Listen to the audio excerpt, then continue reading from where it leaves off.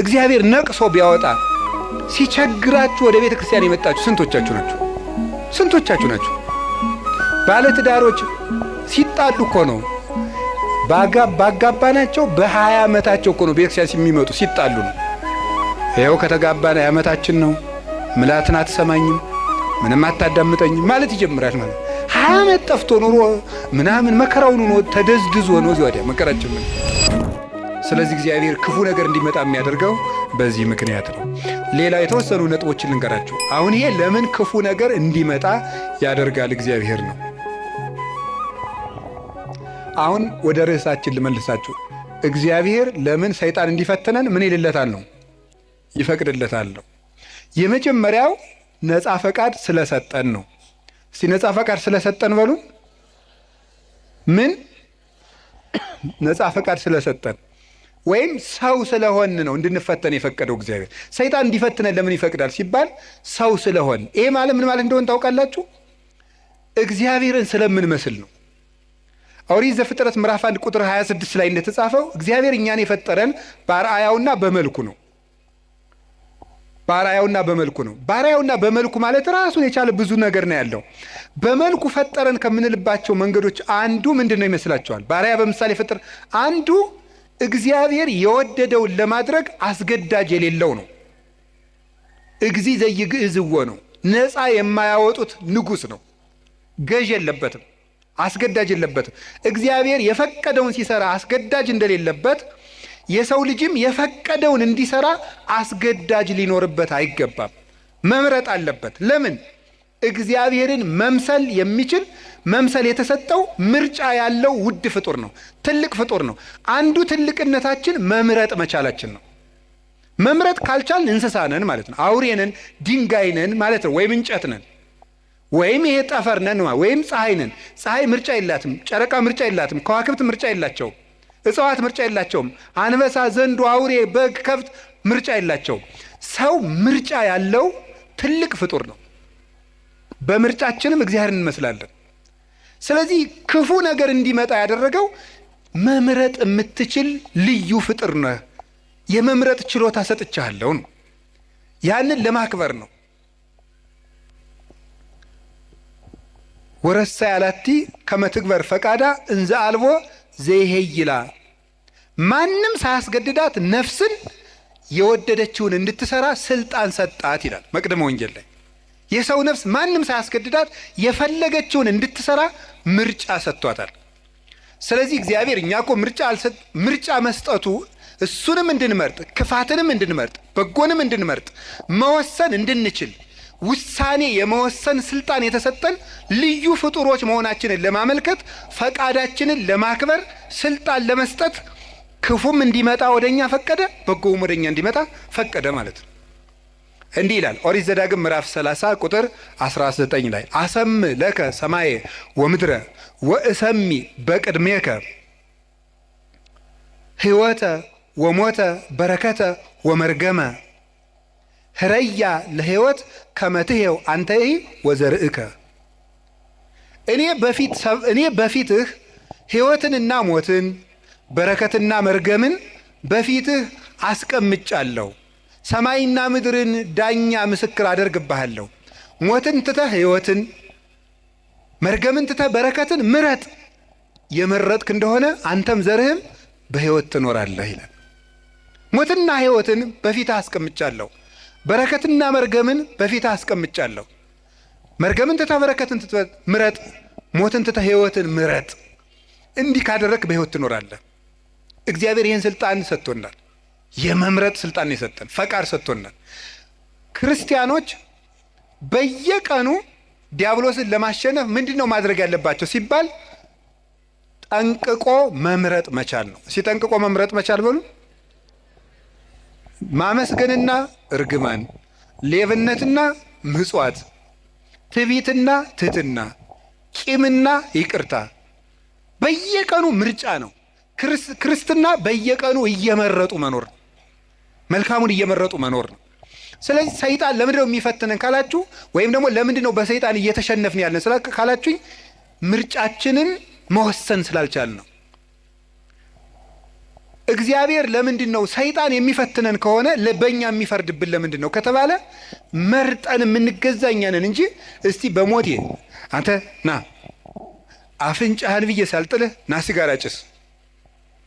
እስቲ ሰይጣን እንደዚህ ያለው ሰው አለ?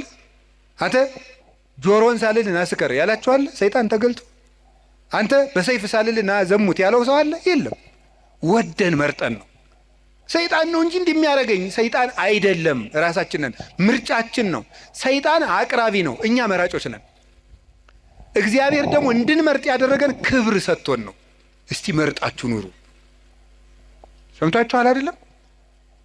እንዲሁ ዝም ብሎ እግዚአብሔር ዝም ብሎ እንደ ራሳችን ኮምፒውተር እና ስልክ ዝም ብሎ በፓስወርድ የሚዘጋን የሚቆልፈን ሳይሆን ራስህን መዝጋት መክፈት የምትችል ልዩ ፍጡር አድርጌሃለሁ። የምትወስንበት ችሎታ እውቀት ሰጥቼ ህሊና ሰጥቼ የሚከስ እዚህ ውስጥ ደግሞ የሚያስታውስ ሬ ነገር ክፉ ነው እምቢል ሰጥቻለሁ። ምረጥ ነው። ታዲያ እንድንመርጥ አድርጎ ስለፈጠረን መልኩን ስለሰጠን ልናከብረው አይገባም እንዴ? እንዲሁ ዝም ብሎ እንደ በሬ ፕሮግራም ስላላደረገን በሬ በቃ እንዲሁ ነው ኑር ብሎታ ይኖራል። ምርጫ የለውም። የሚበላውም ምርጫ የለውም። ያው የተወሰነለትን እንዲሁ ሰሞኑ ቲማቲም ልብላ ይላል በሬ ይላል። እስኪ ንገሪ። ኧረ እንዲሁ ሻዩ ላይ ቅርንፉድ ጨምሩበት ይላል በሬ አለ። ምርጫ አለው። እኛ እኮ መምረጥ ስለቻልን እኮ ነው። ይሄ ደስ አይላችሁ? የምለብሰውን ይሄኛው ነው፣ ይሄ እንዲህ አይነት ሸሚዝ ደስ አይለኝም የምትል እኮ መራጭ አድርጎ ስለፈጠረን ንጉሥ አድርጎ ነው እኮ የፈጠረን። በራስ እንድትወስን እንድንወስን አድርጎ አንግሶ ነው የፈጠረን። ሰብሰን ዘንጉሥ ውእቱ እያይመረ ሰው ንጉሥ ነበር አላወቀም ነው። ማንም ሳይወስንበት የሰው ልጅ ሕይወቱን እንዲወስን እግዚአብሔር ስልጣን ሰጥቶታል። የመለኮት ተሳታፊ ነው። ሱታፊ አምላክ አለው። እግዚአብሔርን ይመስላል። እግዚአብሔር ሳያስገድደው በከመ ፈቀደ ይገብር ወበከመ ሀሌ ይፌጽም አልቦ ዘይብሎ ምንተ ገበርከ ዘንተ አይሰምከው ዘንተ አሰነይከ። እግዚአብሔር እንደወደደ እንዲወስን ሰው እንደወደደ እንዲወስን ፈጥሮታል። ከቃሉ ጋር ናችሁ? ከቃሉ ጋር ናችሁ? ስለዚህ አሁን ሁላችሁም ሰይጣን እኛን እየገዛን ያለ በምንድን ነው ካላችሁ ነፃ ፈቃዳችንን ተጠቅሞ እስኪ በሉ አቤት። እንዲያውም አንድ ቅዱስ ዮሐንስ አፈወርቅ የሚለዋል እንዴ ውብ ሴት ባየህ ጊዜ እግዚአብሔርን ለምን ውብ አድርጎ ፈጠረ ትላለህ እንዴ ይላል። ታዲያ ምንድን ነው ማለት ያለብህ? የራስህን ፈቃድ ተቆጣጠር እንጂ እግዚአብሔር ለምን ውብ አድርጎ ፈጠረ ትላለህ እንዴ? ብረቱ ላይ ሄደህ እጅ ቢቆረጥ እግዚአብሔር ለምን ብረት ፈጠረ ትላለህ? ራስህ ባለማስተዋል ተቆርጠህ ማለት። ሰይጣንን የሚቀልድብን በምንድን ነው ካላችሁ በፈቃዳችን። አሁንም ቢሆን በዚህ ዘመን የተሳሳቱ ስብከቶች አሉ። ሰይጣን ማንኛውም ሰው ላይ አለ የሚል ስብከት የለም። ሰይጣን ማንኛውም ሰው እየገዛው ነው፣ አይገዛውም። ነፃ ፈቃድህን ከተጠቀምክ ሰይጣን አይገዛችሁም። ፈቃድ እኔ ሰይጣንን አለ ምን አላችሁ መሰላችሁ? ምን አለን መሰላችሁ? ቅዱስ ያዕቆብ ሲናገር ያዕቆብ ምዕራፍ 4 ቁጥር 4 እስከ 6 ሲናገር ምን አለ? ኦሆ በልወ ለእግዚአብሔር እንብየ በልወ ለጋኔን ወይርቅ እምኔክሙ። እግዚአብሔርን እሺ በሉት ጋኔንን እምቢ በሉት ከእናንተም ይርቃል ይላል። እግዚአብሔርን እሺ በሉት ጋኔንን እምቢ በሉት ከእናንተም ይርቃል። ሰይጣንን እምቢ በማለት ማራቅ ይቻላል። አልፈልግም በማለት በፍላጎታችን ሰይጣንን አለማቅረብ እንችላለን። በፍላጎታችን የእግዚአብሔር መሆን እንችላለን። የእግዚአብሔር መሆንም ፈቃድ ነው። አሁን አንድ ሰው ይላል እንዲሁ እግዚአብሔር እንዲሁ ጥሩ ሰው ቢያደርገኝ ይላል። እንዴ የወራችሁ ሰው እኮ እንጨት አይደለም፣ በግድ አይጠረም። ፈቃድ ያለው ፍጡር ነው። አስፈቅዶ ነው የሚያድንህ። እንዲሁ እግዚአብሔር ሌሊቱን ሙሉ እንዲሁ እንዳልተኛ ቢያደርገኝ አያደርግም እያልኳችሁ ነው። አያደርግም። ወደ መርጠህ ነው ማድረግ። ለምን ያስገድዳል እግዚአብሔር? እንደ እግዚአብሔር ለምን ፈቃዱን ያጋጫል? ፈቃድ ሰጥቶ እንደገና ለምን ያስገድዳል?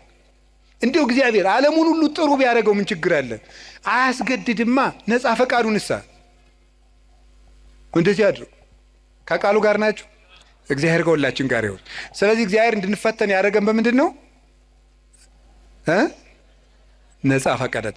ክርስቲያን ማለት በየቀኑ እየመረጡ መወሰን ማለት ነው። ክርስቶስ የሚወደውንና ለራስ የሚጠቅመንን ነገር መወሰን ነው። ውሳኔያችሁ ላይ ከተጠነቀቃችሁ ሰይጣንን ድል መንሳት ይቻላል፣ ከእግዚአብሔር ቸርነት ጋር ማለት ነው። ከቃሉ ጋር ናችሁ?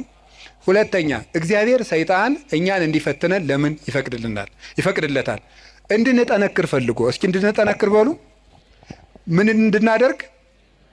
ሰይጣን ለምን ይፈተነኛል? እስኪ አንድ ጥያቄ ልጠይቃችሁ። ሰይጣን እየፈተነኝ እንዴት ነው የምጠነክረው? አሁን ስፖርት የምትሰሩ ሰዎች አላችሁ፣ ጅም የምትሄዱ አይደል? ትሰራላችሁ። ስትሰሩ በጣም ስቃይ አለው የለውም? ይኖረዋል። ስቃይ ባይኖረው ድካም ይኖረዋል። እና ረንዶ ይሄን ስፖርት ጌታ ሆይ እንደው ይሄን ስፖርት አላቀኝ ትላላችሁ አትሉም? ትላለህ። እስቲ ስለ ስፖርት አላቀኝ ብሎ የጸለየ እስቲ ትላላችሁ? እንደው ይሄን ጂም የሚባል የሚዘጋ አምላክ ብሎ የሚያውቃለ? ለምንድን ነው ደስ ብሏችሁ የምትሰሩት? ስትራፖ እያያዛችሁ ደረቱ ጋር እያያዛችሁ ለምንድን ነው ያን የምትሰሩት? ለውጡን ስለምታስብ ደስ ብሎ ነው የምትሰራው። ጥንካሬ ስላለ ነገ ጠንካራ ሆናለሁ፣ በደንብ ቶሎ አላረጅም እያላችሁ አይደል የምትሰሩት? ጎባጣ አልሆንም፣ ቀጥ ብዬ እሄዳለሁ እያላችሁ ነው የምትሰሩት እኮ ማለት ነው። ስለዚህ እንደሚያጠነክር አውቀህ ነው። ነፍስም እንደዚያው የራሷ ማጠንከሪያ አላት። ነፍስን የሚያጠነክራት ምንድን ነው ካላችሁ፣ መከራ ነው የሚያጠነክራት። ወምንዳቤ አርሃበሊተ ሰፊ ልቡና የሚገኘው ከመፈተን ነው። ተፈትኖ የማያውቅ ሰው አትንኩኝ ባይ ነው፣ ከሰው ጋር መኖርም አይችልም። ስለዚህ እግዚአብሔር ከመከራ የተነሳ አሰፋልኝ ያለ ቅዱስ ዳዊት ለዚህ ነው። መከራ ትዕግስትን እንዲያደርግ፣ ትዕግስትን ተስፋን እንዲያደርግ እናውቃለን፣ ተስፋ ደግሞ አያሳፍርም ይላል ቅዱስ ጳውሎስ። መከራ ትዕግስትን ያደርጋል። ትዕግስት እንድናገኝ ብርቱ እንድንሆን። የሰው ልጅ እንደ አትክልት ነው። አረጋዊ መንፈሳዊ እንደሚናገረው አትክልት በፀሐይ ብቻ ማደግ አይችልም፣ ይደርቃል። በዝናብ ብቻ ማደግ አይችልም፣ ሽባ ይሆናል። ስለዚህ ዝናቡ ያበቅልና ያሳድገዋል፣ ፀሐዩ ያበስለውና እንዲያፈራ ያደርጋል። ስለዚህ ሐሩሩን መከራ አድርጉት፣ ዝናቡን ደግሞ የእግዚአብሔርን ቸርነት አድርጉት። ሰው ሁልጊዜ ቸርነቱን ብቻ ቢያደርግለት፣ መከራ ሳይመጣበት ብቻ ቢጠብቀው የሰው ልጅ ልፍስፍስ ይሆናል፣ ሰነፍ ይሆናል። ዝም ብሎ መከራ ብቻ ቢመጣ ደግሞ ተስፋ ይቆርጣል። ስለዚህ እግዚአብሔር ምን ያደርጋል? ሰው አትክልት ነውና አትክልቱን ለማሳደግ ከመከራውም ጥቂት ጥበቃውንም ሳያቋርጥ ሁለቱንም እንዲፈራረቁ ያደርጋል። ክረምትና በጋን አላቋርጥም ብሎ ለኖህ የነገረው ይሄን ነው። ክረምትና በጋ መፈራረቃቸው ክረምት ብቻ በጋ ብቻም አይደለም። ክረምትም በጋም የራሳቸው ጥቅም አላቸው። በጋ መከራ ነው፣ ክረምት ደግሞ ቸርነት ነው። ሁለቱም ደግሞ ተፈራርቀው ይተረጎማሉ ተለውጠው።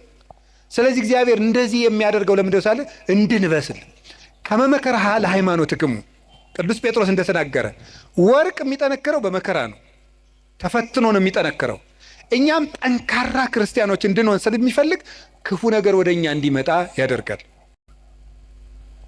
ከቃሉ ጋር ናችሁ? እግዚአብሔር ከሁላችን ጋር ይሁን። ገበሬ እንዴት እርሻ እንደሚያስለምዱ ብታውቁ ተመስገን ነው። እኔ ገጠር ስላደኩኝ አባቶች ልጁን ቁጥቋጦ ለማስተማር አጋም የሚባል እሾህ አለ። እጁን ያስጨብጠዋል። እሾሁን ነው የሚያስጨብጠው እኮ ያዘው ይለዋል። ከዚያ በኋላ ምን ይሆናል?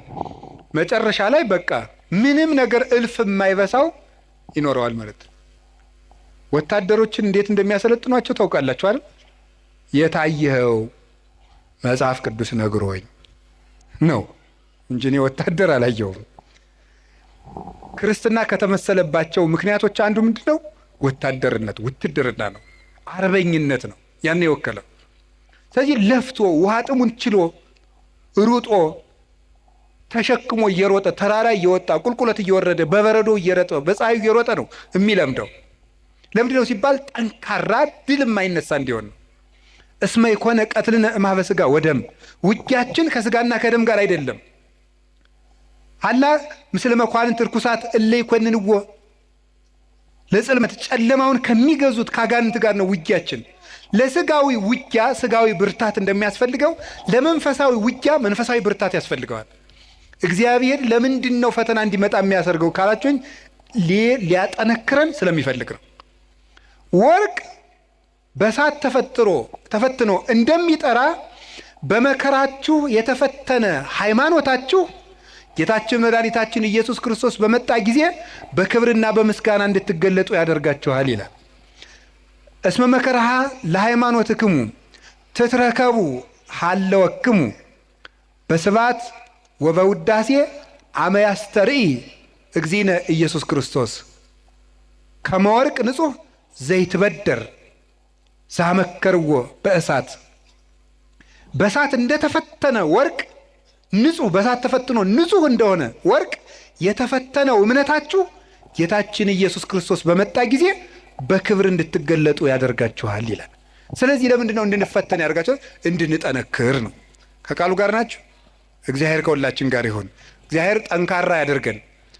መከራ ጥንካሬ፣ ትዕግስት ይሰጣል። ትዕግስት ተስፋ ይሰጣል። ተስፋ ደግሞ አያሳፍርም። ተስፋም ክርስቶስ ነው። ሶስተኛ 5 ናቸው። ከዚያ ጨርሳለሁ። ሶስተኛ ለምንድን ነው ጌታ በሰይጣን እንድንፈተን ወይም ሰይጣን እንዲፈትነን የሚፈቅድለት ለምንድን ነው ስትሉም ክርስቶስን እንድንመስል ነው። ክርስቶስን እንድንመስል ነው። ጌታችን መድኃኒታችን ኢየሱስ ክርስቶስን እንድንመስለው እንፈተናለን። ክርስቶስን መምሰል እምከመ አርአይነ ሕማመ ምስሌሁ ንኤሪ ክብረ ምስሌሁ። ከሱ ጋር መከራ ከተቀበል፣ ከሱ ጋር ከሞትን፣ በመከራ ከተባበርን ከሱ ጋር እንነሳለን ይላል። ሕማምነ ዘለሰዓት ክብረ ወስብሐተ አፈድፍዶ ይገብር ለናል። የጊዜው መከራችን የዘላለም ክብርን አብዝቶ ያደርግልናልና ይላል ቅዱስ ጳውሎስ። የጊዜው መከራችን የሚለውን ፊሊጎስ የተባለ ሊቅ የሰዓት መከራችን ብሎ ያነባዋል። ለምን ነው ቅዱስ ጳውሎስ ስለ ክርስቶስ የምንቀበለው መከራ የሰዓት ያለው? እድሜ ዘመናችን ሁሉ የምንቀበለውን ፈተና ለምንድን ነው የሰዓት ፈተና ያለው ይልና ዓለም ከተፈጠረ ጀምሮ እስከሚያልፍ ድረስ የተፈጠረ የሰው ልጅ ሁሉ የሚቀበለው መከራ በመንግሥተ ሰማያት ከሚያገኘው ደስታ አንጻር በጣም ትንሽ ነው። ያንዳችን ብቻ አይደለም። አዳም ከተፈጠረ ጀምሮ ዓለም እስከሚጠፋ ያለው በአጠቃላይ የሰው ልጅ የተቀበለው መከራ በሙሉ ቢደመር መንግሥተ ሰማያትን ለደቂቃ አይቶ የመደሰትን ደስታ ያህል እንኳን ሊሆን አይችልም። ለደቂቃ እንኳን አይቶ የመደሰትን ያህል ንጽጽሩ ገብቷችኋል? መንግሥተ ሰማያት እንዴት ያለች ውብ እንደሆነች ብታውቁ በእውነት ማለት እኔም አላውቃትም። በመጽሐፍ መንግሥተ ሰማያት እንደው ምን አይነት ናት ሲባል ቅዱስ ዮሐንስ አፈወርቅ ኩሉ ክብራ ለወለተ ንጉሥ አሴቦን ይላል። እሺ የንጉሥ ልጅ ሀብቷ ስንት ነው? እስኪ የሚነግረኝ የንጉሥ ልጅ ሀብቷ ስንት ነው? ወይም የንጉሥ ልጅ ሀብቱ ስንት ነው? ሁሉም እግዚአብሔር ይስጥልኝ። የንጉሥ ልጅ ሀብቱ ስንት ነው? ሁሉ ቤተ መንግስቱ ሁሉ የሱ ነው። አረ እንደዚህ አይባልም፣ ዲሞክራሲ ነው እንዳትሉ ደግሞ። የንጉሱ ሁሉ የነሱ ነው ያልኩኝ እኔ። የንጉሥ ልጅ የንጉሱ ሁሉ የነሱ ነው። የንጉሱ ሁሉ በዚያ መስሎ ምን ማለት ነው? መንግሥተ ሰማያት ሀብቷ ምን ያህል ነው ብትል የእግዚአብሔር ሀብት ሁሉ ነው ሀብቷ ይላል። ለምሳሌ አሁን እዚህ የማስተማር ጸጋ ያለው አለ፣ የመምከር ጸጋ ያለው አለ፣ የመቀደስ ጸጋ ያለው አለ፣ ብዙ ጸጋ አለ፣ የመጽሐፍ ጸጋ ያለው አለ፣ ብዙ ጸጋ አለ። አሁን ተመልከቱ፣ በምድር ላይ ጸጋ ልዩ ልዩ ነው። ሁሉም ሰው እኩል ጸጋ አይኖረውም። መንግሥተ ሰማያት ግን ሁሉም ሀብት ለሁሉም ሰው አለው ነው። መንግሥተ ሰማያት የሌለ ነገር የለም። የሌለ ቢኖረን የምንለው ነገርም የለም። አሁን እዚህ ውስጥ ቢኖረን የምንለው በጣም ብዙ ነው። ጤና ያለው ሀብት ያለው ደግሞ እንጃ ምን እንደሚመኝ ብቻ ቢኖረኝ የሚለው ሁሉም አለው። መንግሥተ ሰማያት ውስጥ ይሄ ቢኖረኝ ኑሮ የማታስብል ሙሉ ሀገር ናት ነው። ሙሉ ደስታ የሚገኘው መንግሥተ ሰማያት ነው። ስለዚህ ብዙ ደስታ ለማግኘት ከክርስቶስ ጋር እንፈተናለን ነው። ከክርስቶስ ጋር እንፈተናለን። ሱታፌ አምላክ ነው። ሱታፌ አምላክ ነው። ክርስቶስን የምንመስለው አንዱ በመከራው ነው። ዓርብን ከመሰል እሁድን መስለን እንውላለን ነው። ዓርብ አብረነው ከተሰቀል እሁድ አብረነው ብርሃን እንለብሳለን። በክርስቶስ የምናምነው ትንሣኤውን ብቻ ሳይሆን ስቅለቱን ጭምር ነው። መቼም ዓርብን ትቶ እሁድን ብቻ የሚያምን ክርስቲያን የለም። ዓርብንም እሁድንም የምናምን ከሆነ እሁድ ትንሣኤውን ደስ የሚለን ከሆነ ስቅለቱንም መውደድ አለብን። እንደዚያ ከሆነ እንደ ዓርብ ውሎው እንሰቀላለን፣ እንደ እሁድ እንነሳለን። ማንም ይሰቅለን? የገዛ ስጋችን ይሰቅለናል፣ ዘመዶቻችን ይሰቅሉናል፣ ዓለም ትሰቅልናለች፣ ጋኔን ይሰቅልናል፣ ጥቅማቸው የተነካባቸው ሰዎች ይሰቅሉናል።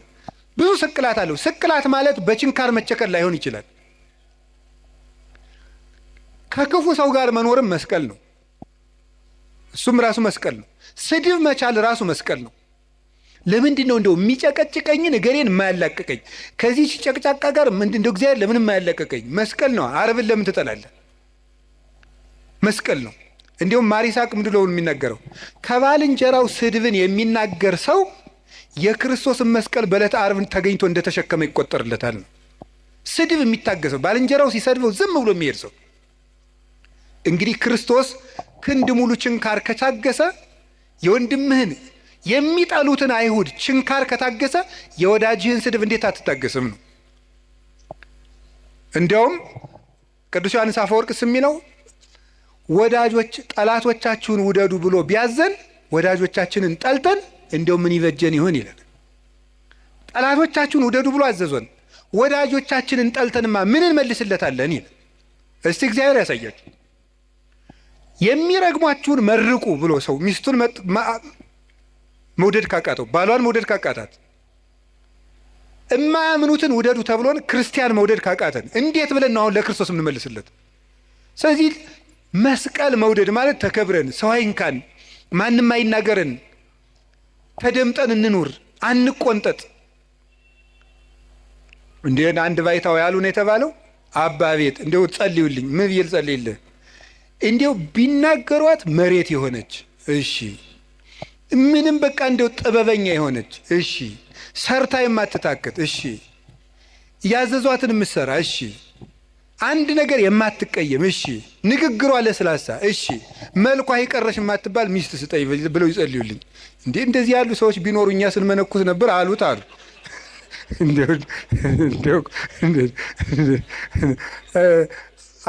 እንደዚህ አሉት ይባላል። እንዴ እኮ ይገርማል እኮ። እንደዚያ ስላችሁ ጊዜ ግን እኛ ሴት ጠፍቶ ነው የመነኮስን ማለት አይደለም። እሺ እንደው እናንተ እኮ ክፎች ናችሁ። እንደው እንደዚያ እንዳትወስዱት ደግሞ ማለት ነው። እንደዚያ ሳይሆን ምን ማለት የመሰላችሁ ይውላችሁ በቃ እንዲሁ ምድር የሆነች ምድር የሆነ እንዲሁ ትንፍስ ማይል እንዲሁ የተደላደለ ሰው ስጠኝ መድኃኒዓለም ይላል። ተው እንጂ እንደዚያ ያለ ሰው የሚገኘው ገነት ስትገባ ነው። የለም እንደዚህ ያለ ሰው እወቁት ነው። አውቀን መግባት አለብን። በተኩላ መካከል እልካችኋለሁ ነው ያለ። በምን መካከል ነው እንዴ? ይገርማችኋል እኮ በበግ መካከል እልካችኋለሁ እኮ አይደለም፣ በተኩላ መካከል ትኖራላችሁ ነው ያለ። አሰሪ ተኩላ ሊሆን ይችላል፣ ሚስት ተኩላ፣ ባል ተኩላ፣ ተኩላ ልጅም ሊኖረን ይችላል፣ ተኩላ ቄስም ሊኖር ይችላል፣ መነኩሴም አባም ይኖራል። በእነዚህ መካከል እንዲሁ መድኃኒዓለም አቤት እንዲሁ ቢላችሁ ራሱ የምትሉት እነዚህን ክፉ ክፉ ቄሶች እንዲሁ ምጥጥ ብታደርጋቸው አያደርግም። በተኩላ መካከል ኑር ብለዋል። ኑር በምን መሃል ነው? በተኩላ መሃል ነው የምንኖረው። እንዲሁ ጌታ ሆይ ቸር አባት ስጠን፣ እነዚህን ክፎች አጥፍተን። አያጠፋም። እስከ ዓለም ፍጻሜ መናፍቅም አይጠፋም፣ ሌባም አይጠፋም፣ ሙዳየ ምጽዋት ገልባጭም አይጠፋም፣ ጉቦኛም አይጠፋም፣ ወንበዴም አይጠፋም፣ ዘረኛም አይጠፋም። ተኩላም አለ፣ በግም አለ ክርስቶስ ከሚመጣ ድረስ። ይሄንን አውቃችሁ ዓርብ አብረነው መዋል፣ እሑድ አብረነው ትንሣኤውን ማክበር። እስኪ ዓርብም አብረን እንውላለን በሉ። እሺ እሑድም አብረን ደስ ይለናል በሉ እንጂ። ዓርብ አብረነው እንቀበራለን በሉ። እሑድ አብረነው እንነሳለን። እስቲ ዓርብን ተወዷታላችሁ? ስቅለትን ተወዷታላችሁ? በጣም ጥሩ። ዓርብን ዓርብ እኮ ስቅለት እኮ ገነት የተከፈተበት፣ ዲያብሎስ የተሻረበት፣ ካሳ የተካሰበት፣ ቤዛችን ኢየሱስ ክርስቶስ ለእኛ ቤዛ አስታራቂ ብሎ ስጋውን ቆርሶ ደሙን አፍሶ የሰጠበት፣ ማእከለ ሰማይ ወምድር ሆኖ ምድርና ሰማያትን በሙሉ የቀደሰበት ቀን ነው። ዓርብን ከወደዳችሁት ከጎረቤትም ከልጅም ከቤተሰብም ከዚህ ዓለም ሲስተምም ከባለስልጣንም ከምንም የምንቀበለው መከራ ሁሉ ዓርብን መሳተፍ ስላለብን ነው። ክርስቲያኖች ይሄንን ሱታፌ ሊያመልጠን አይገባም። እንዲያውም መንግስተ ሰማያት ከዮሐንስ መጥምቅ እስከ ዛሬ ተገፍታለች አለና ምንድን ነው ያለ? ግፏን ይትማሰጥዋ፣ ግፈኞች ይነጣጠቋታል ይላል። ይህን ምን ይላሉ? መከራ አይለፈን ብለው ልክ የተራቡ ሰዎች የሚወዱትን መገብ እየተነጣጠቁ የሚመሩት መከራውን እየተነጣጠቁ ትሩፋቱን የሚሰሩት ናቸው። እነ ቅዱስ ፋሲለደስ እኮ ምንድን ነው ያሉት መስላችሁ? ይሄ ዲዮቅልጥያኖስን እንዲህ አሉት፣ እኛ ክርስቶስ እናምናለን አለ። አንተ ታምናለህ? አታምንም? አናምንም። አላምንም አለ። ከዚያ ምን አሉት መሰላችሁ? ክርስቶስን የሚያምንን ሰው እምትገል ሰው አይደለህ፣ እኛን የማትገለን ከሆነን አንተን እንገላለን አሉት። እንዴ ምን ማለት ነው ይሄ? ክርስቶስን የሚያምን ሰው ይገላል ፈልቶ እነሱ ሰማዕትነትን እየፈለጉ አልገላቸዋል። ክርስቶስን የሚያምነውን ሁሉ ክርስቲያኖች ከገደልክ እኛም ክርስቲያኖች ነን፣ ክርስቲያኖች ያልን ለምን የማትገደል ብሎ እንዲገላቸው ያስፈራሩት ነበር። ሰማዕትነትን ከመውደዳቸው የተነሳ ማለት ነው። ስለዚህ ከክርስቶስ ጋር መሳተፍ እንዴት እድል ነው። ቅዱስ ጳውሎስ ምንድን ነው ያለ መሰላችሁ? ቢቻለኝስ በሞቱም እንኳን ልመስለው እወዳለሁ ነው ያለ። ቢቻለኝ በሞቱም ልመስለው እወዳለሁ። ለምን? የትንሣኤውን ኃይል አውቃለሁና፣ አብሬው እንደምነሳ አውቃለሁና። ስለዚህ ምንም ነገር በሽታ ሊሆን ይችላል፣ ማጣት ሊሆን ይችላል፣ እንግልት ሊሆን ይችላል፣ መገፋት ሊሆን ይችላል፣ ስም መጥፋት ሊሆን ይችላል። ዓርብ ነው። ማጣት ከሆነ ጌታችን ልጆቻችሁ ሞተውባችሁ ወይም ጥለዋችሁ ሄደው ክደዋችሁ ከሆነ የወለዶቻቸው መናፍቅ ሊሆኑ ይችላሉ። ጠብቁ። ግን ልጆቻችሁ ቢክዷችሁ ክርስቶስም ልጆቹ ክደውት ብለዋል። ዓርብ ክደውት ነው ያሉ ከአንድ ከቅዱስ ዮሐንስ በቀር አናውቀውም ብለዋል። አታችሁ ከሆነ ክርስቶስም ልብሱን አጥቶ ተገፎ ነው ያለ። ስማችሁ ተጠፍቶ ከሆነ ክብር ምስጋና ይገውና ወንበዴ ሲባል ሲሰደብ ነው ያለ። ስሙ ኢየሱስም ሲሰደብ ውሏል። ቆስላችሁት ከሆነ የማይድን በሽታ ይዟችሁ ከሆነ እሱ ሲቆስል ነው ያለው። ይሄ ነው እሱ ጋር ነው የተሰቀል ነው። ስንጠመቅ እኮ ይውላችሁ ውሃ ውስጥ ቄሱ እንዲህ አድርጎ ውሃ ውስጥ የሚጨምረን ዋናው ምክንያት ምንድን ነው? ከክርስቶስ ጋር ተቀብረናል ማለት ነው። ብቅ የሚያደርገን ደግሞ ከክርስቶስ ጋር ተነስተናል ነው። ከክርስቶስ ጋር ሱታፌ ነው። እና ቅዱስ ጊዮርጊስ ያለው ምንድን ነው? መከራህን ስላሳተፍከኝ አመሰግንሃለሁ ነበር የሚለው። አንድ መከራ ተቀብሎ ሲጨርስ፣ ቅድስት አርሴማ በእሳት ውስጥ ስትወርውራ ስትጨርስ፣ አንበሳ ተወርውራ ገርፈዋት ደብድበዋ ሲጨርሱ ጌታዬ ኢየሱስ ክርስቶስ መከራህን ስላሳተፍከኝ አመሰግንሃለሁ። አቡነ ተክለ ሃይማኖት የምታርፍበት ጊዜ ደርሷል ሲላቸው ጌታ መጥቶ ጌታዬ ኢየሱስ ክርስቶስ የምትወደኝ ከሆነ የዕለተ ዓርብ ውሎህን እንደ ቅዱስ ጊዮርጊስ አሳትፈኝ ነው ያሉት። ይህንን ተሳትፍ ሱታፌ ይፈልጉታል። ከክርስቶስ ጋር የሞተ ዘሐመ ምስለ ክርስቶስ ይነግስ ምስለ ክርስቶስ፣ ከክርስቶስ ጋር የታመመ ከክርስቶስ ጋር ይነግሳል ይላል ርቱዕ ሃይማኖት። ይህንን ለማድረግ ነው ጌታ መከራ እንድንቀበል ያደርገን። መከራውን አሳትፎ ትዕግስቱን አድሎ ትንሣኤውንም ያድለን መድኃኔዓለም። አራተኛ ነው ሶስተኛ ነው? አራተኛ ዲያብሎስ አቅም እንደሌለው ለማሳየት ነው እንዲፈትነን የሚፈቅድለት። ምንድን ነው ያልኳችሁ? በሉ እንጂ አይዟችሁ። ምን እንደሌለው ለማሳየት ነው? አቅም እንደሌለው ለማሳየት ነው። ዲያብሎስ አቅም የሌለው ደካማ መሆኑን ለማሳየት ነው። አቅም የለውም። የማቴዎስ ወንጌል ምዕራፍ 16 ቁጥር 19 ላይ ሲናገር ቅዱስ ጴጥሮስም ምን ብሎታል? አንተ አለት ነህ፣ በአንተ አለትነት ላይ ቤተ ክርስቲያኔን እሰራታለሁ ብሎታል። አንተ አለት ነህ፣ በአንተ አለትነት ላይ ቤተ ክርስቲያኔን እሰራታለሁ አለና ምንናል? የሲኦል ደጆችም ምን አይሏትም ነው ያለው? አይችሏትም። የሲኦል ደጆች ማለት ነው የገሃነም ደጆች አይችሏትም። ወደ ገሃነም የሚወስዱ በሮች የተባሉት አጋንንት ናቸው። በበር በኩል ወደ ቤት እንደሚገባው ወደ እሳት ቤት የሚወስዱ አጋንንት ናቸው። እነዚህ ቤተ ክርስቲያንን መቋቋም አይችሉም ነው። ቤተ ክርስቲያን ዲያብሎስ ሁሉንም አቅም ቢጠቀም ከክርስቶስ ቤተ ክርስቲያን በታች መሆኑን ለማሳየት ነው።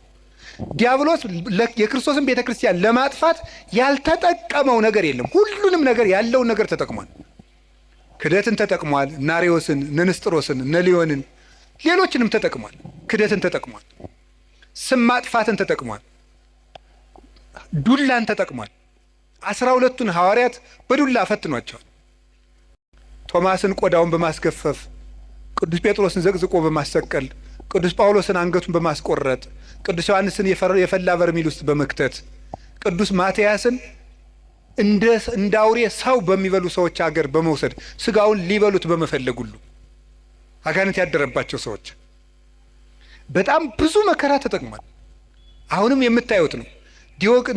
በዘመነ ሰማዕታት 40 ዘመን ክርስቲያኖች እንዲሰቃዩ በሐዋርያውያን አበው ዘመን፣ በሐዋርያት ዘመን ሲያልፍ በሐዋርያውያን አበው ዘመን እነ ቅዱስ አግናጢዮስ በተራበ አንበሳ እንዲበሉ በማድረግ እነ ቅዱስ ጊዮርጊስ እነ ቅዱስ ፋሲለደስ የተቀበሉትን መከራ ታውቃላችሁ። እነ ቅዱስ መርቆሬዎስ በብረት ምጣድ እየተጠበሱ ከውሻ ጋር ምግብ ሰጥተዋቸው አስርበው ሰንብተው ውሻውንም አስርበው ሰዎቹንም አስርበው ክርስቲያኖችን ሰንብተው ከውሻው ጋር ምግብ አቅርበው ሊበሉ ሲሉ ውሻው እንዲነክሳቸው በማድረግ ተነክሰው እጃቸውን ሲሰበስቡ ሰው እንዲስቅባቸው በማድረግ እናንተ ለኳስ የምትሰበሰቡበት ስታዲየም በዘመነ ሰማዕታት ጊዜ ክርስቲያኖች ሲሰቃዩ እያዩ ለመሳቅ የሚሰበሰቡ ሰዎች ይሰበሰቡ ነበር። ሲሰቃዩ ያሉ ለመሳቅ። ያ ሁሉ ነገር ተደርጓል። በክርስቲያኖች ላይ ያልተደረገ ገደል ውስጥ ወርውረዋቸዋል። ከአንገታቸው ድንጋይ እያሰሩ ባህር ውስጥ ጥለዋቸዋል። በመጋዝ እኩል ቀኝ እጅና ቀኝ እግር ግራ እግር አንድ ላይ እንዲሰነጠቁ ተደርገዋል። መሬት ላይ ተጋድመው ቀስ ቀስ እየተደረጉ በመጥረቢያ ተቆርጠዋል። እነ ቅዱስ ቶማስ ዘመራስ ደግሞ 22 ዓመት ይችን ቆርጠው አንድ ቀን ቆርጠው ወስደው ያጤሳሉ። አንድ ቀን መሞት እኮ መታደል ነው። የቀረችውን ቆርጠው ደግሞ 22 ዓመት እየቆረጡ ሰውነቱን ለጣዖት አጢሰውታል። ይሄን ሁሉ ተጠቅሟል ቤተ ክርስቲያን ላይ። በዘመነ ሰማዕታት ይህ ሁሉ አለፈ። አባቶቻችን ስም በማጥፋት የጳጳሳትን ስም በማጥፋት የሊቃውንትን ስም በማጥፋት ለምሳሌ ቅዱስ አትናቴዎስን ሰውን እጁን ቆርጧል ብለውታል። ቅዱስ ቄርሎስን ሰው አስገድሏል ብለውታል። ቅዱስ ጢሞቴዎስን አንዲት ሴተኛ ዳሪ የሐሰት ምስክር አምጥተው ወልዶብኛል እንድትል አድርገዋል።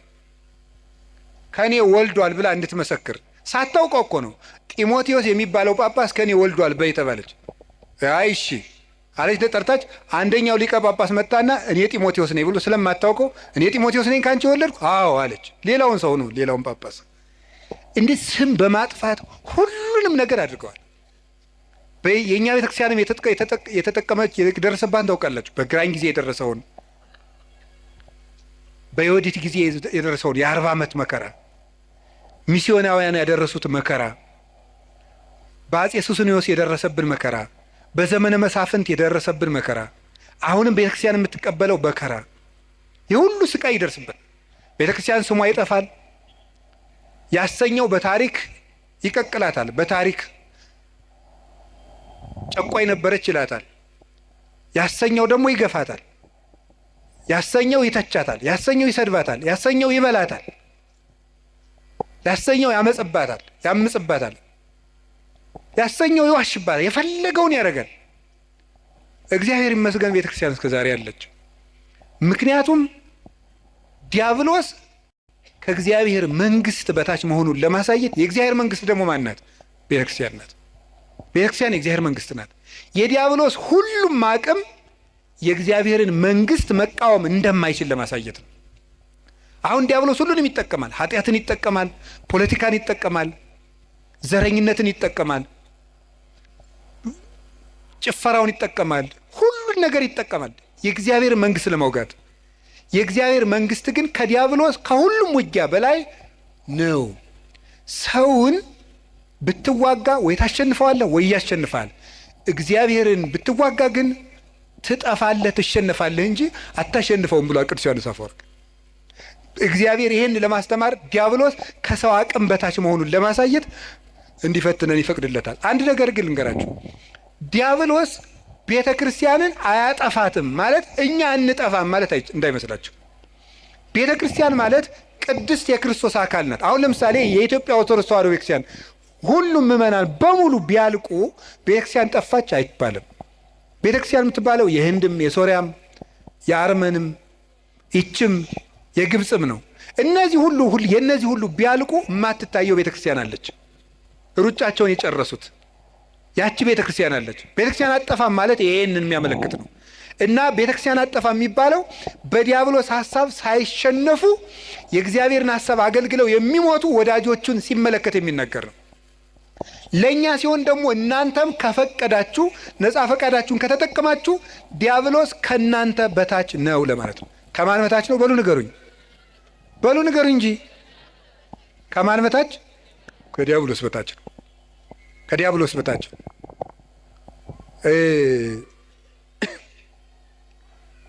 በጉልበት ያልተቻለ በእግዚአብሔር ይቻላል። ዲያብሎስ አሁን ዛሬ በጣም እኔ የገረመኝ በዚህ ዘመን የሚመጡ ሰዎች አንዳንዶቹ ምን ያደርጋሉ መሰላችሁ? ሁልጊዜ በቃ ሰይጣንን እንደማንችለው ያወሩናል። ሰይጣንን በቃ አንችለውም፣ በሆነ ታምራት ካልሆነ ሰይጣን እንዳይቻል። ሰይጣን ከማንም ክርስቲያን በታች ነው። በሉ በሞት ይበሉ ሁላችሁ ሰይጣን በሉ ከማንም ክርስቲያን በታች ምንድን ነው? በቃ እናንተ ሁላችሁም ክርስቲያኖች በሙሉ ምዕመናን በሙሉ ዲያብሎስን የማሸነፍ ስልጣን አለን። ፊልጵስዩስ ምዕራፍ 4 ቁጥር 6 ላይ ኩሎ እክል በዘውእቱ አክህለኒ ክርስቶስ፣ ኃይልን በሚሰጠኝ በክርስቶስ ሁሉን እችላለሁ። እስኪ በሉ ኃይልን በሚሰጠኝ በሉ በክርስቶስ በማን በክርስቶስ ሁሉን እችላለሁ። ኩሊት ካለ ዘያምን ለሚያምን ሁሉ ይቻላል፣ የሚሳናችሁ ምንም የለም ብሎናል እኮ ክርስቶስ። የሚሳናችሁ ምንም የለም። ማንኛውም ክርስቲያን አማትቦ ጸልዮ ዲያብሎስን ማሸነፍ ይችላል። ግን አንድ ነገር ልንገራችሁ፣ በጸሎት የብዛት ዲያብሎስን አሸንፈዋለሁ ማለት ቀልድ ነው እንዴ? ምን ማለት ነው? ምን ማለት እንዴ? ጸሎት ሰይጣንን አያሸንፍም እያልክ ነው? አላልኩም። ሰይጣንን የሚያሸንፍልን እግዚአብሔር እንጂ ጸሎታችን አይደለም። ገብቷችኋል? የምንጸልየው ከእግዚአብሔር ጋር ለመሆን ነው እንጂ ዲያብሎስን ለመዋጋት አይደለም። አሁን ግልጽ ሆኖላችኋል? በገዳም መነኮሳት እንደመነኮሱ ገዳም እንደገቡ ምን ይሆናል መሰላችሁ? ወዲያው እንደመነኮሱ አካባቢ እንሽላሊት ምናምን እየመጣ ያስፈራራቸዋል። በጣም ክፉ ነው። እንሽላሊቱ እያለ ሁሉ ያስፈራራቸዋል። እንዲሁ ምንኩስና አሁን እንደዚህ መሽለምለም እንዳይመስላችሁ ቢጫ አድርጎ እንደገባ ነው ስቃይ። አሁን ከፈለገ የሚያደርገው እንሽላሊቱን ሲጸልይ ፊት ለፊቱ እንሽላሊት ይመጣል። ከዛ ሲበላ ደግሞ የቅድሙን እንሽላሊት ነው እኮ የምትበላ ይለዋል ሰይጣን በጆሮ ማለት ጦሙን እንዲውል ስለሚፈልግ ማለት ነው። ይዋጋዋል። እና ጀማሪ መነኩሴ ያልገባው ፈሊጥ ያላወቀው ምን ይላል መሰላችሁ? እንሽላሊቱ ማታ ሲመጣ ምንድን የሚያደርገው? ፍካሬ ዘጻድቃን ወዘኃጥአን መዝሙር ዘዳዊት ሃሌሉያ ሲል እንሽላሊቱ አላለቀም፣ አልሄድም አለ። ዞር ብሎ ያየዋል ደግሞ አለ ነው 150 ነው የምዘልቀው ዛሬ ሰብህ ወለእግዚአብሔር በቅዱሳኑ አልሄደም። በቃ እንደዚያ እያደረገ አይደል ነው።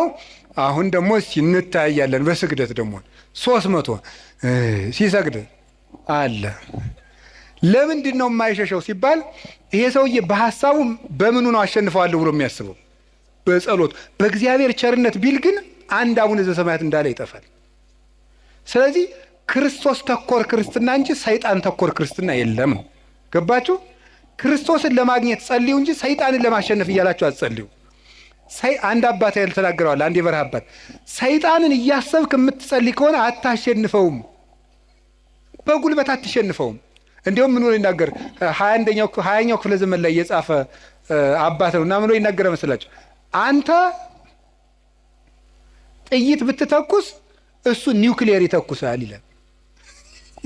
ከ50 ዓመት በፊት የተጻፈ መጽሐፍ ነው። ሰይጣንን ለማሸነፍ አንተ ጥይት ተኩስ ኒውክሊየር ተኩሳል። ለምን? የ7000 ዓመት የውጊያ ልምድ ያለው ጀግና ነው እሱ። አይሆንልህም። ሰይጣንን በጉልበት አሸንፉ። በቀን 400 ሰግዳለሁ ሰይጣንን እቀጠቅጠዋል ይላል አንዳንዱ። ወረጣው 4 ሚሊዮን አድርገው አትቀጠቅጠው። ስግደት ቀንሱ አላልኩም፣ ስንፍናም አላስተማርኩም። በደንብ እንድትሰሙኝ ስለምፈልግ ግን በስግደታችን ብዛት በጸሎታችን ብዛት እናሸንፋለን ማለት ትዕቢት ነው። የሚያሸንፈው ማን ነው? ንገሩን። እግዚአብሔር ነው የሚያሸንፈው። እኔ ምክሉ ቅዱስ እንጦንስን እኮ መጡ። ቅዱስ እንጦንስ ከባቱ ከሚጸልዩበት መሃል ምን መስል አጋንንት በሙሉ የሰውዬ እንግዲህ ብለው ማስወጣት ሳቃታቸው ቢሉ አንድ ቀን እስቲ አውሬውን እንሆንበትና እንደራጅና አሉ። ተደራጅተው ምን ወጡ? አንተ እባቡን፣ አንተ ደግሞ አይጥሁን፣ አንተ ደግሞ እንዲስቅ ይሆነ አንድ እንደው ይገርማል እኮ አባ ፓምቦ የሚባለው ሰይጣን ራሱ ለመፈተን አባ ፓምቦ የሚባለውን አባት ለመፈተን ሰይጣን ምናል በጣም ብዙ ሻጋንንት አልስቅም ብሎ አርመሞ ያዘ አባት ነው። እንዲስቅ በጣም ብዙ ሺህ አጋንንት አንድ ብርሌ ማንሳት አቅቷቸው ያሳዩታል። እንዲስቅ ማለት ነው። እሱ ግን መሳቁን ትቶም እንዳለ ታውቃላችሁ። ይሄ የሚያሳየው አቅመ ቢስነታችሁን ነው አላቸው። እንኳን ሊስቅ ማለት ነው። ሰይጣን በማሳቅም በምን ስልቱ ብዙ ነው። ወደ እንጦንስ ሲመጡ ዘንዶ ሆኖ ይመጣል፣ እንደ እባብ የሚያፏጫል።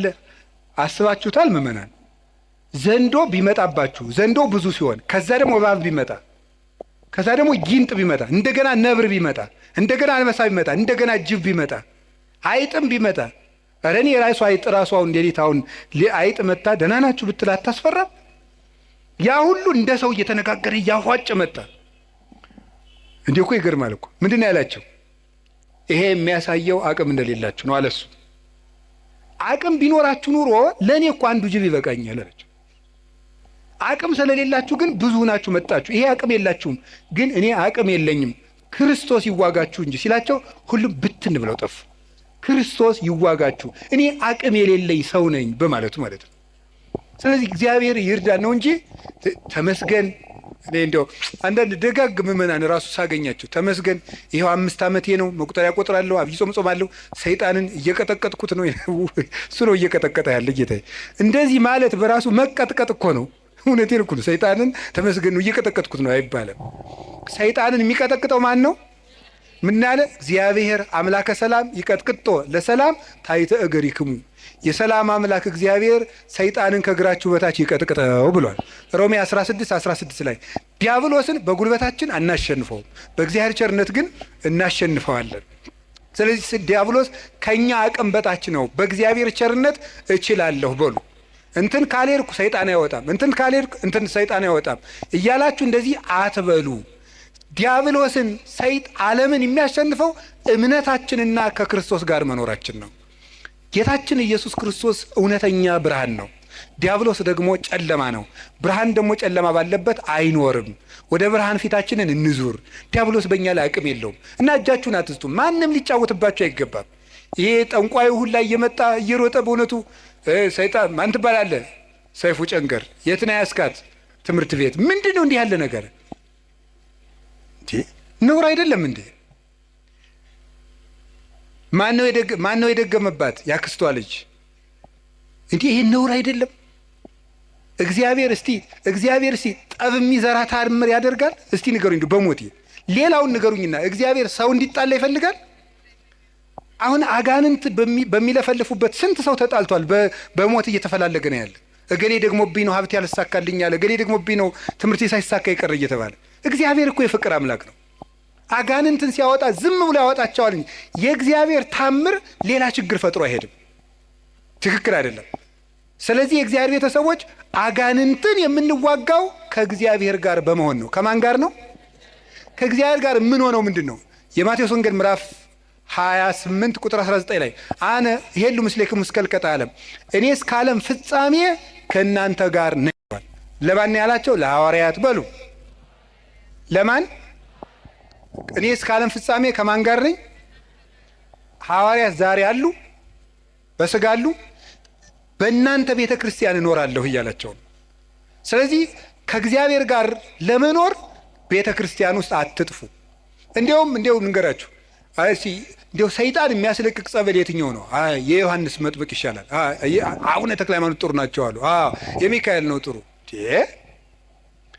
የትኛውም ቤተ ክርስቲያን ውስጥ አጋንንት ይሸነፋል። እስኪ በሉ የትኛውም በሉ። ቤተ ክርስቲያን ውስጥ ማን ይሸንፋል? አጋንንት ይሸነፋል። ከቤተ ክርስቲያን ጋር ህብረት ይኖራችሁ። ሚካኤል ከሆነ ደብራችሁ ሚካኤል ጋር ህብረት፣ እዚያው ሁኑ። እዚያው ክርስቶስ አለ። ገብርኤል ከሆነ እዚያው ህብረታችሁ፣ እዚያው ህብረታችሁ ውስጥ አትነጠሉ። የክርስቶስ ህዋስ መሆናችንን ጠብቁ። ክርስቲያን የክርስቶስ ህዋስ ነው። ህዋሱ የሚበሰብሰው ከአካሉ ተቆርጦ ሲጣል ነው። ካልተቆረጥን እኛን የሚነካን የለም። ህዋሱ ቤተ ክርስቲያን አካሉ ናት። ክርስቶስ ራስ ነው። እኛ ደግሞ እች ጣት ናት። እችን ጣት ምስጥ የሚበላት ተቆርጣ ስትወድቅ ነው። ከአካሏ ጋር ከኖረች የሚነካት የለም። ቤተ ክርስቲያን የክርስቶስ አካል ናት። ከቤተ ክርስቲያን ጋር ህብረት ካለን ዲያብሎስ እኛን መንጠቅ አይችልም። እግዚአብሔር ከሁላችን ጋር ይሁን። የመጨረሻው አምስተኛው እግዚአብሔር ለምን ሰይጣን እንዲፈትነን ይፈቅድለታል? አምስተኛው ከፈተናው ስለምናተርፍ ነው። እስኪ በሉ ድገሙ። ስለምናተርፍ ወይም ደግሞ ምን ስለምናገኝበት ይመስላችኋል? ጸጋ ስለምናገኝበት ማለት ነው። ጸጋ ስለምናገኝበት አንድ ሁለት ነገሮችን ልጠቁምና ልጨርስ እዚሁ ሀሳብ ላይ። ለምሳሌ እግዚአብሔር ዲያብሎስ ኢዮብን ልፈትነው ሲለው ምን አደረጉ? ፈቀደለት? ከለከሉ? በል ንገር እንጂ። ፈቀደለት። ምኑን ፈተነው? ገንዘቡን ጨረሰበት። ከዛ ቀጥሎ ምኑን ጨረሰበት? ልጆቹን ጨረሰበት። ከዛ ቀጥሎ ምኑን? አካሉን። ሶስቱንም ነው ያጣ። ገንዘቡንም አጣ። ሰው እኮ ገንዘብ ቢያጣ ልጆቹ ሰርተው ይሰጡታል። ልጅ ቢያጣ ራሱ ሰርቶ ይበላል። ኢዮብ ሶስቱንም ነው ያጣ። ልጅም ማጣ፣ ገንዘብም ማጣ፣ ገንዘብ የሚያመጣ ልጅም ማጣ፣ ሰርቶ የሚኖርበት ጉልበትም ማጣ፣ ሶስቱንም ማጣ። ዲያብሎስ ያን ሁሉ ሲነሳው እግዚአብሔር ዝም አለ። መጨረሻ ላይ ግን ከ7 ዓመት ፈተና በኋላ እግዚአብሔር እጥፍ ልጅ እጥፍ ከብት እድሜም ጨምሮ ሰጠው ይላል። ማር ይስሐቅ ምን ይላል? እስመ እግዚአብሔር ሎቱ ስብሐት በይንተ ብዝኃ ጸጋሁ ያበዋአ ለነፍስ ውስተ ኩሉ ጻዕረ ምንዳቤ። እግዚአብሔር ክብር ምስጋና ይግባውና ለነፍስ ስለሚሰጣት ብዙ ጸጋ ሲባል ሰውነትን ወደ ብዙ መከራ እንዲገባ ያደርጋል ይላል። እንድናተርፍበት ነው። ጸጋ እንድናተርፍ ነው። የመጀመሪያው ነፍሳችን እናተርፋታለን፣ ስጋችን እናተርፋለን።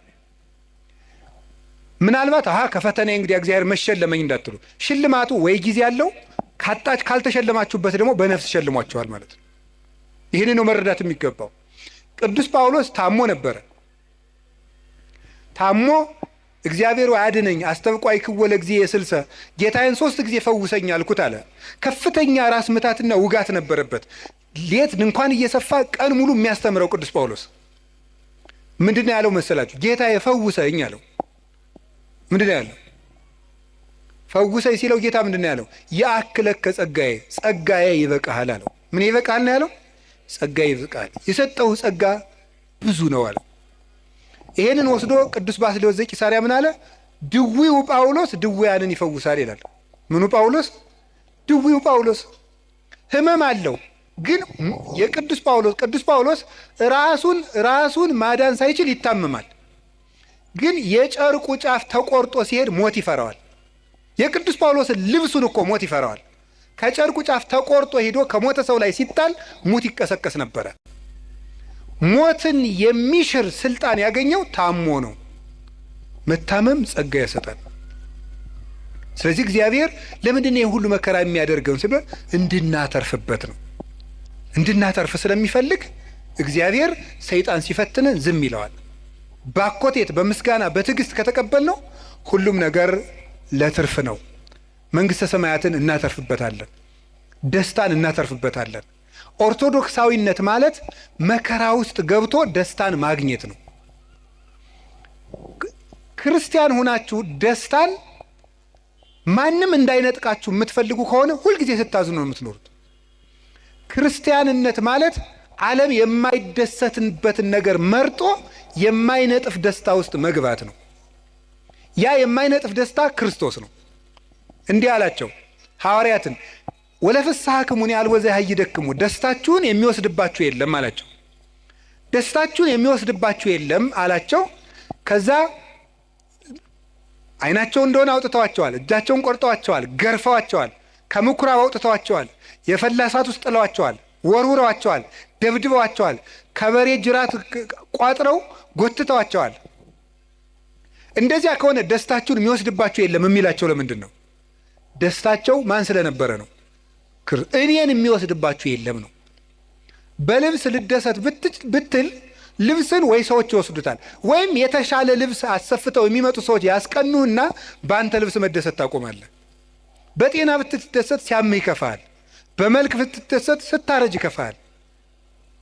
በሚስታችሁ ብትደሰቱ ስትሞት ይከፋችኋል። በባል ብትደሰቱ ሲሞት ይከፋል። ቅዱስ ጎርጎርዮስ እንደተናገረ በሀብት ብትደሰቱ ስታጡት ትከፋላችሁ። በሹመት ብትደሰቱ ስትሻሩ ይከፋችኋል። በክርስቶስ ብትደሰቱ ግን ማንም አይወስድባችሁ። እሱን ማን ይነጥቀናል? ሁሉ ይወሰዳል። የማይወሰድ ሀብት ክርስቶስ ነው። ስለዚህ ቅዱስ ጳውሎስ ምን አለ? እላችኋለሁ በክርስቶስ ደስ ይበላችሁ አለ። እላችኋለሁ በማን ደስ ይበላችሁ አለ? ደግሜ እላችኋለሁ በክርስቶስ ደስ ይበላችሁ አለ። ሁልጊዜ በጌታ ደስ ይበላችሁ አለ። ለምንድን ነው ሁልጊዜ በጌታ ደስ ይበላችሁ? አሁን ምግብ ሁልጊዜ ማስደሰት ይችላል? እስኪ አሁን ጧት የበላነውን ምግብ ማታ እንደገናም ጧት አያስደስትም። አንድ ልብስ እኮ እንደውም ጥሩ ልብስ የሚያስደስተው አልፈን ስለምንለብሰው። ሁሉ ነገር ሁልጊዜ አያስደስትም። አንድ ቀን ቢያስደስት፣ ክርስቶስ ግን ሁልጊዜ ደስታችን ነው። ይሄን ደስታ ለማግኘት የማያልቅ ደስታ ለማግኘት ጥቂት ደስታዎቻችን እንድናጣ ይፈቅዳል ክርስቶስ። የማይነጥፈው ደስታችን መድኃኔ ዓለም ነው። የልቡናችን ደስታ፣ የነፍሳችን ረሃብ፣ ጥጋባችን፣ የልቡናችን ዘውድ፣ የሰውነታችን ትምክት እርሱ ክርስቶስ ነው። ሁልጊዜ በክርስቶስ ደስ ይበላችሁ። ወስብሐት ለእግዚአብሔር።